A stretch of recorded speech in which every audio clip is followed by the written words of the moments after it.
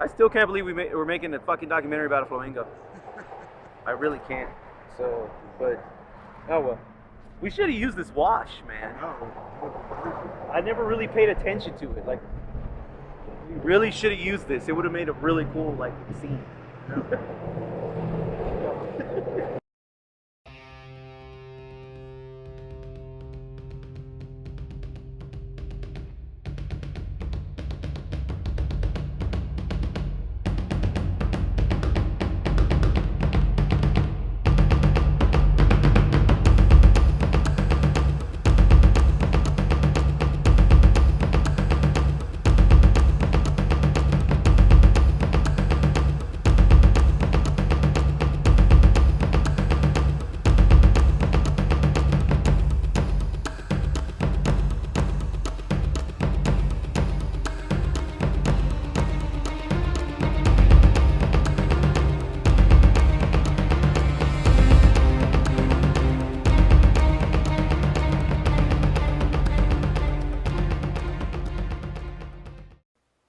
My name is Shane Nicholson. I'm one of the co-founders for leyzeyeproductions.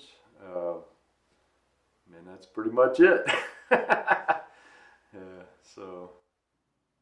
Hello, my name is George Elias, and I am one of the co-founders of leyzeyeproductions.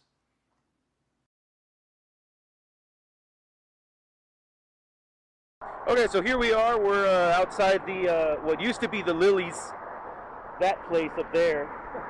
It's all boarded off. It's this is actually where there was a yard sale that you could see in what is it? 'Tis the season? Yeah. It was actually in this area. I'm gonna point to show you. So this area right here. Yeah. But I remember there was a yard sale that I saw. I don't think that bar exists anymore, right? No, it's gone. So, It was like a bar, and it was like a trailer park behind it. Yeah. Really small. Very small trailer park. Yeah, like I think only like 6 trailers are in there, 7. It's really small. Yeah. And yeah, I remember there was a yard sale, and the dude said that we could film as long as we bought something. Right, yeah. And that's when I found the random ass flamingo. God. I remember I found it. I was looking at they're like lawn ornaments or something. Yeah. And I remember I found it, and I just pointed at Shane. I picked it up and was like, "Hey, Shane," Yeah.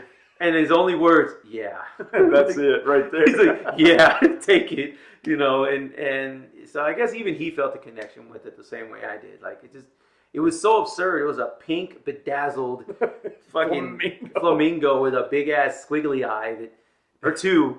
Yeah. Yeah. I think that was the attraction also, is that because Lazy Eye, it had that kind of like a squiggly eye, so we were like, yeah, hey, we should have been like this with ours, like this squiggly. bring him home.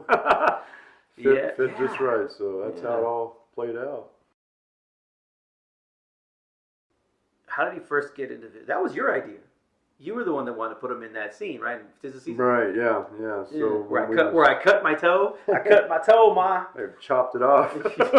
Battle scars. Yeah. I think I still have a scar, actually. Probably from that. do, yeah. I don't know. I'm not going to sit here and take my shoe off and check. Pretty bad. But it was bad. Yeah, it was a bloody mess. Like, let's say this is my foot. Like, all the front where the toes are, my sock is bloody. I remember I told him, I called him and told him, dude, my foot's all fucked up. But it looked cool. It looked cool on the shot. But yeah, how did it first come into film? Yeah, you were the one that decided to put him in that scene. Yeah, when we were doing 'Tis the Season. Yeah. The bar scene, right? Yeah, it was at the bar, and just because it had that little stick to it, for some reason, right outside, it was Mulligan's at the time, but in that little dirt lot area, we was just like, it was like a lawn ornament, so we just stuck it in the ground, and yeah, that'd be pretty funny if like Alan's character ran up and just started petting him, just randomly, and then of course that's when George, pretty much, kind of improv his scene where because his character's an ass, so he runs out, pushes the kid out of the way and kicks the thing. That was all improv. Boom, just like, and it cut my freaking toe open, man. But it looked cool. It looked funny. So goal, yeah. But it looked funny. So yeah, it's good. It's good. Yeah, it worked. It worked. So. Exactly.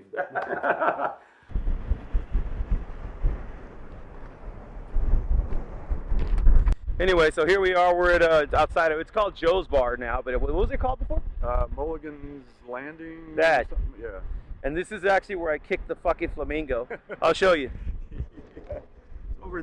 Around there is where it was. I think so. Yeah, that's where it fucking cut my foot open. Sliced his foot. I didn't know that until I got home. Battle scars. Oh my god. But as you can see, there's nothing over here. See? It's like a dirt fucking lot. The funny thing is, it was all unscripted. I think you just decided just to kick the damn thing because that's what your character. He was pissed at the kids, so you know. Yeah. Rob, what was his? Rob Porterfield. Porterfield, yeah. So. What a name. What a fucking name. Who names somebody Rob Porterfield? Oh, my friend, B-roll. It's what makes a documentary. What stretches the documentary out. Anything you want to say to the people? Hey. All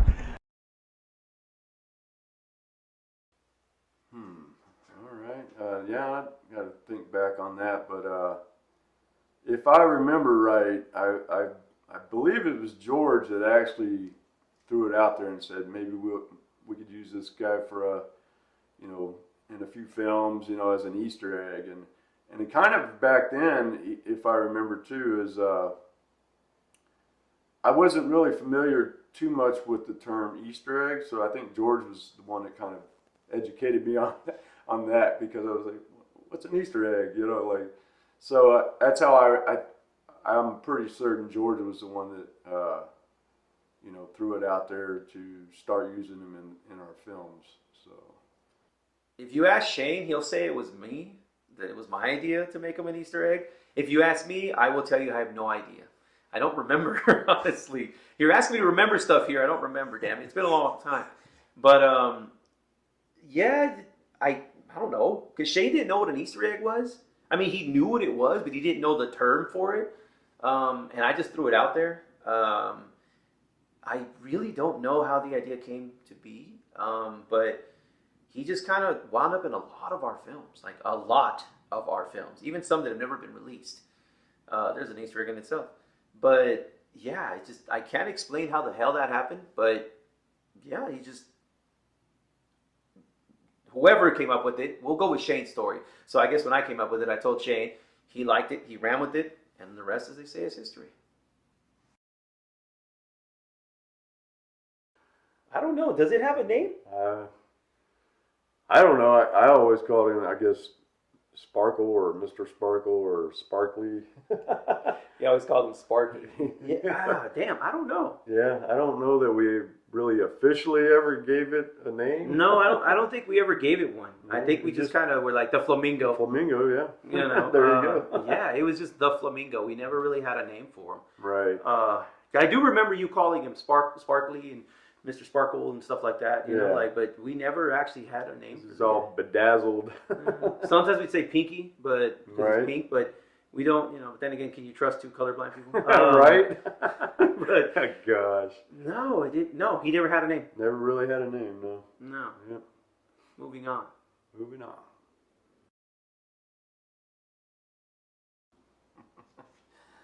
Will he ever retire? Well,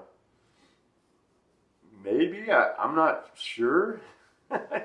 It's been a while since we've obviously used him in any of the films, and of course we don't film as often as we used to. But new dawn, new era kind of thing. Maybe I don't know. As of right now, he seems to be MIA. So so I'm kind of in a process of searching for him. So yeah, I mean maybe he's already retired. I don't know yet. Will the Flamingo ever retire? I don't know. It's not for me to say. I don't think it's even for Shane to say. I guess it's for you guys to say, the Lazyverse. I mean, we're making this because you guys wanted to know the story behind the guy. Will he ever retire? I don't know. No. I mean, he's ingrained with Lazy Eye. I think it'll evolve over the time. Like, it might not be the same Flamingo. You know, it might just evolve. Like, you know, we had the bedazzle one, but we also have a little tiny small baby one. I don't know where the hell it is, but yeah, if I find it, I'll bring it out. Don't worry, I'll show you. That sounds wrong, but but yeah, it's, you know, I think it's just going to evolve over time, because if you actually go to our social media pages, you'll see that we have several photos of different flamingos. You know, I don't really think it was so much the bedazzled flamingo anymore. Maybe it started like that, but I think now it's just flamingos in general are kind of, in a weird way, associated with Lazy Eye, just as Dr. Pepper is, just as eyes are. I can't explain it. It just kind of became a thing, you know. And those of you out there, you know who you are. The ones who used to send me pictures of flamingos, you know exactly who you are. But yeah, we became associated, and honestly, I don't mind. It's a cool thing. So, in regards to the future, and about, because it's weird, because will he ever retire in the future? I guess those two can go kind of hand in hand, because, you know, just as unexpectedly and mysteriously, I guess you want to call it, he just appeared into the lazy verse, or the lazy eye scene. The flamingo, you know, the yards and all that shit. He just disappeared. We don't even know where the hell it went. We do. Shane has not been able to find the fucker. I have not been able to find that thing at all. But, you know, as we said, we do have I guess you could say, a new one. It's like the newer generation, I guess you could say. There you go, brother. Yeah. Okay, so the story goes, before we show you, is you've seen these things, I'm sure. You know, it's like the little, those little candy machines for kids, where you put a quarter in, or 50 cents, you turn the dial, you get like candy, you get little toys, whatever. It's like these little plastic container things. Oh, sorry. I went to I don't remember if it was Walmart or Target. I want to say it was Walmart. And they had one of fucking flamingos. And I'm like, what the hell? Because I don't know for you, I can't speak for you, but for myself, ever since we formed Lazy Eye back in 2015, Lord, that long ago. yeah, exactly. It's like flamingos have followed me everywhere. I'll go to 99-cent stores and I see flamingo towels. Yeah. I go to Ross and I see flamingo shorts. Right. Walmart, I see flamingo like shirts, like flamingo toys. Like flamingos just follow me everywhere. You know, it's like my fiance is like, what is it with flamingos following him? Like, I don't know. I guess they've become a part of my life. Like, what are the odds that this little guy would be? I don't know if you can see him or not. See, look at that guy. What are the chances that would be a pink one? Like, literally. And it just came in this little container. Right. And it's just, you know, because our original flamingo was pink, right? Yeah. Bedazzled pink. Yeah, it's pink with a bunch of little glittery sparkly things. Yeah. Case in point, Mr. Sparkler Sparkly. I guess that'd be his name if he had one, but he doesn't. Anyway, and this little guy, we got him, and it's funny. It's like, this is like the new generation of the flamingo. Right. You know? How you doing, buddy? Yeah. And so, like, it just, I don't know, flamingos just seem to be a thing, you know, with us. So, you know, that's why Shane and I, we firmly believe that flamingos, you know, will he ever retire? Will he go away? Probably not. Probably not. I think it's just going to evolve over time. Case in point, this. Right. You know, the little guy. And then, who knows what's next? Maybe we'll find a flamingo with an eye patch or something, or you know what I mean, or a flamingo with like I don't know, with a bazooka or something, you know, because we have that luck of finding strange characters. Yeah, right. We do. You can't deny we don't. No, I cannot deny that one bit. But you know, what's the future hold for the flamingo within Lazy Eye and the Lazyverse? He's gonna be there for sure. Yeah. You know, whether it be the bedazzled one or micro mini one. Micro mini. Yeah, micro mini flamingo. There you go. Mini mingo. You know, this little dude right here. Oh, shit. But yeah, it's, you know, I guess that's the best answer we can give for you guys in regards to this thing. So hopefully it somewhat clears it up for those of you that have been curious about how, you know, the flamingo came to be. So that, yeah, exactly. Jeez.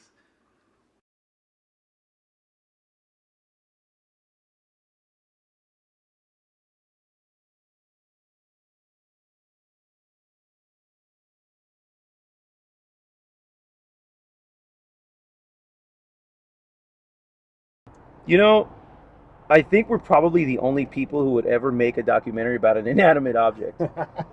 Yeah. And I don't doubt that one bit, brother.